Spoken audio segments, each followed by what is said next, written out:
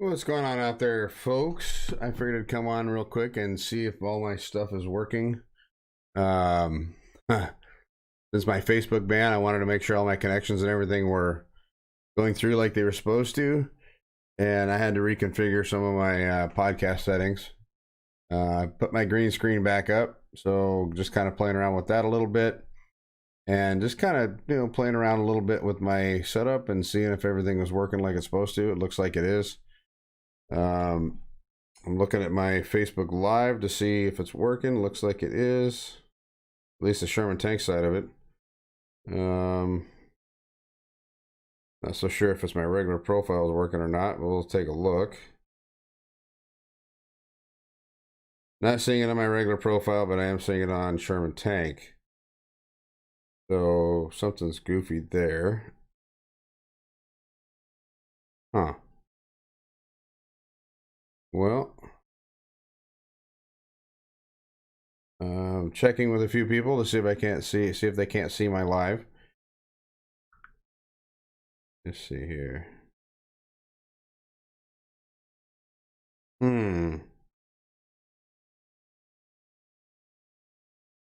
Here Dustin Sherman is. Okay, looky there. Hey, it's working. Sweet. All right, so I wanted to come on and let's see here. I'm going to turn this thing on so I can see comments. I'm getting messages from people, so that's a good thing. I guess it's working. I wanted to kind of come on and encourage people that right now here in Anchorage, we're in the middle of a fight. We're in the middle of a big fight with our mayor, and I've been seeing all weekend that there's been fights across the country, mainly due to COVID, and we're kind of running in through a time in our lives, I guess is the best way to put it, that is pretty scary. We have political figures that openly will not listen to the American public, and instead of listening to us, they would rather see fighting in the streets, people getting hurt, and people going hungry, people not being able to support themselves, and it's a pretty shocking thing. These are people that we elect, we the people put in there, and so I think we're going to have to, as a people across the country, I think we're going to have to start doing better at selecting our candidates. Here in Alaska, we had a primary this last week, and we did pretty well with flipping a bunch of the seats, getting a bunch of the incumbents out that needed to go, that weren't working with the governor, that didn't support some of the stuff that he supported, and it slows down progress whenever you get that way. Now, I'm not saying that you don't have to, or that you can't disagree and come up with different ideas. I think that that's healthy. I think it's something that this country needs. But whenever you do things in a way that disregards what the public, what the American public or the state public, your citizens want, then I think that makes you look very weak. I think it makes you look corrupt. And I think that eventually the people are going to rise up and remove you, whether it's through voting or other means. So keep that in mind for the politicians that are out there and those that just won their races.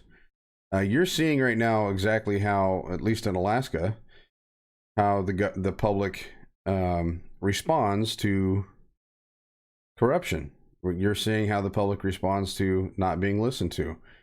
A couple of weeks ago, Mayor Berkowitz got met outside in the parking lot at midnight and got walked to the car that he ended up leaving in, and he got an earful. And it doesn't have to be that way. He could simply listen to us and take some of our advice or take some of our thoughts and utilize them rather than completely ignoring what the public wants. I mean, you can't have things one side and expect the other side not to lash out. Is the best way to put it. And that Tuesday we lashed out, and I have a feeling that we're going to see more and more of that. And, you know, is someone that's been around rough politics in the past, being in California, and it being kind of a new thing to Alaska, it's only going to get worse. It doesn't get better. It gets worse. Yeah, you know, people get frustrated. If they're not being able to support their families, not being able to, you know, put food on the table for their kids and their wife and their loved ones, you're pushing people into a corner, and eventually, it's like pushing a wild animal into a corner. They will bite you. And I think that we've seen a little bit of that. I think it was more of a growl than it was a bite on Tuesday night, but eventually it's going to happen. And the fact that they're locking us out of the assembly, they're not letting us voice our opinions in person. I think that that's, for one, it's illegal in the state of Alaska. It's in this Constitution.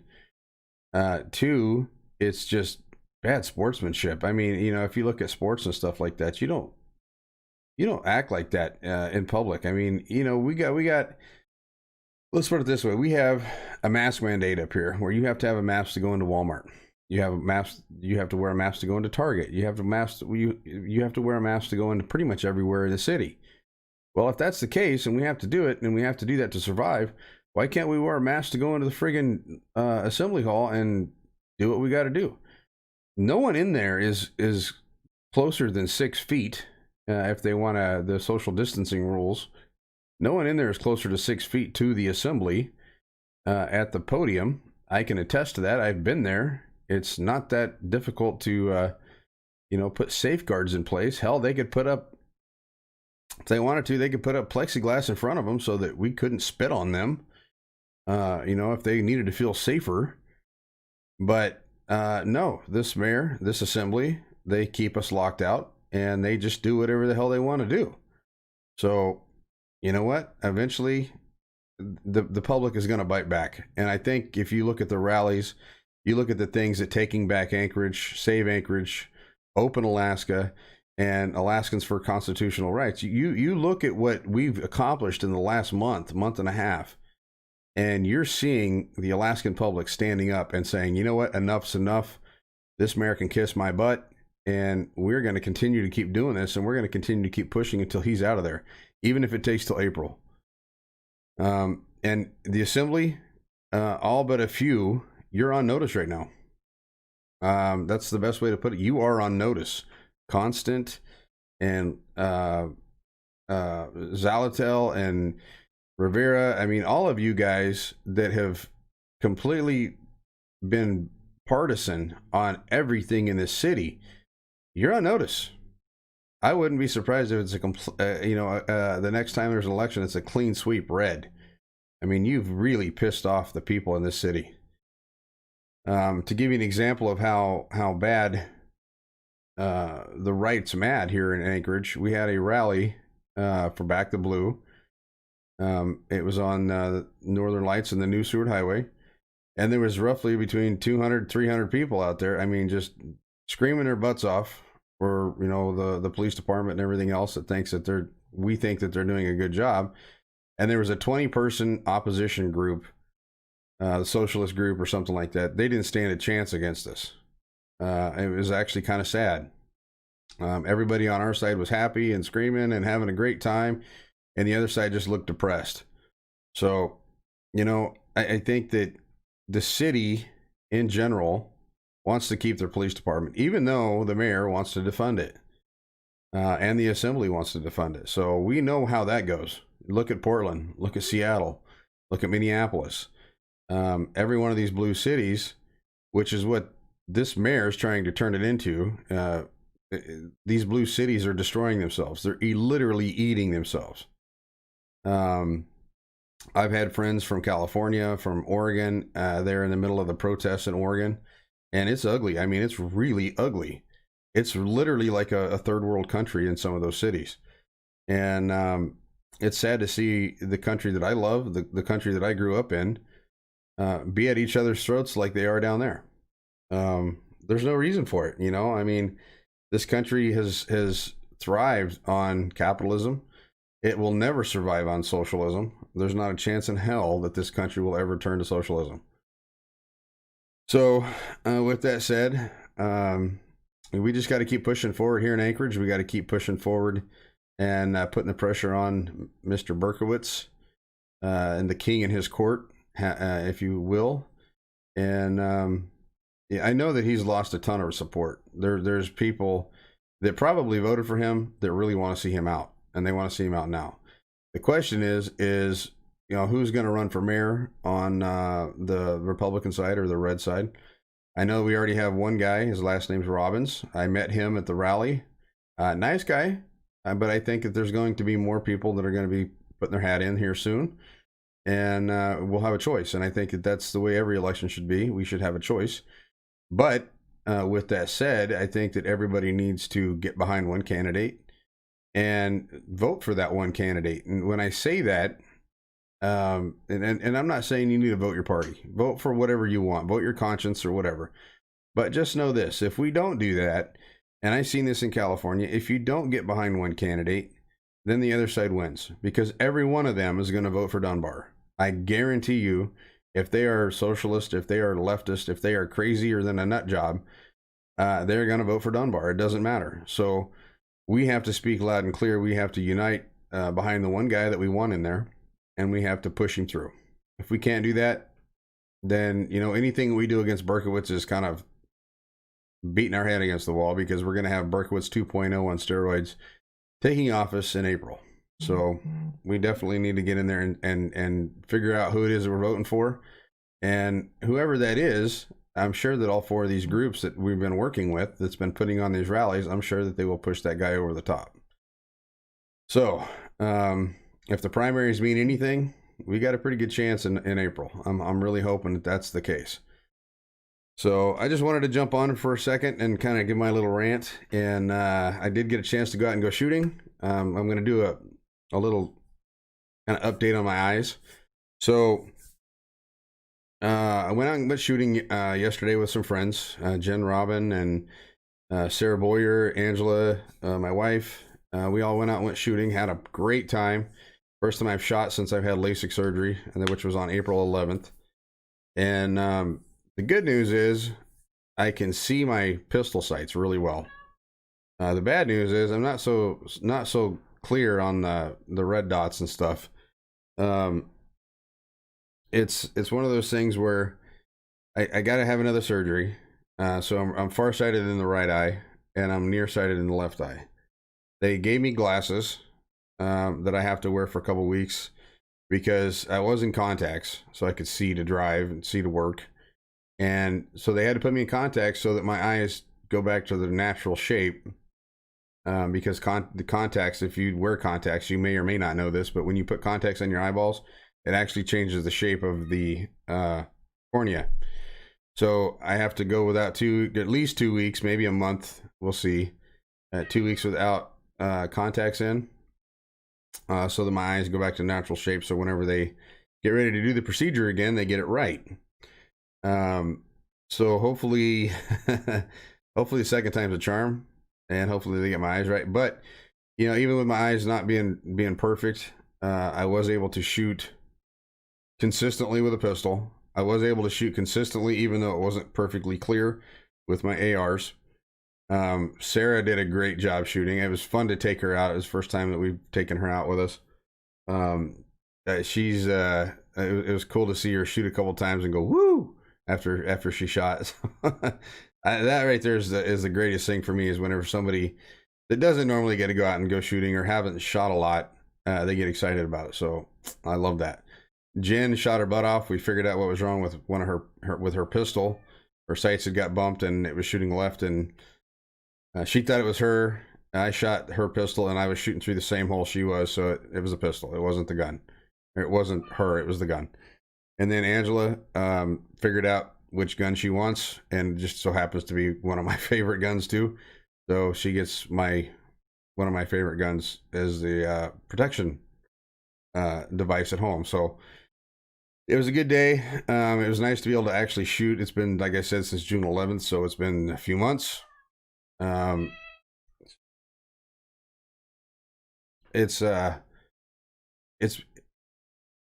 I think I'm on the healing end of things. I can't read for crap without my glasses on, so I can see the monitors and I can see everything without my glasses, which is a good thing. I never could do that before. So even though they were screwed up a little bit, they're still better than they were when I started. So it's just something that we got to continue to, you know, it's like everything in life. 2020 this year was not a very good year for anything. It was too much for me to expect to see 2020 in the year in the year 2020. So take it with what it is. You know, I don't get too upset about a whole lot of stuff. I guarantee you, though, that if they screw them up the second time, I'll see them in court. Your eyes are something that you don't want to screw with, and I'm learning that lesson right now. It's been a little bit of a struggle for a few months, but you know what? If I can see when this is all over and done with, I'll be happy.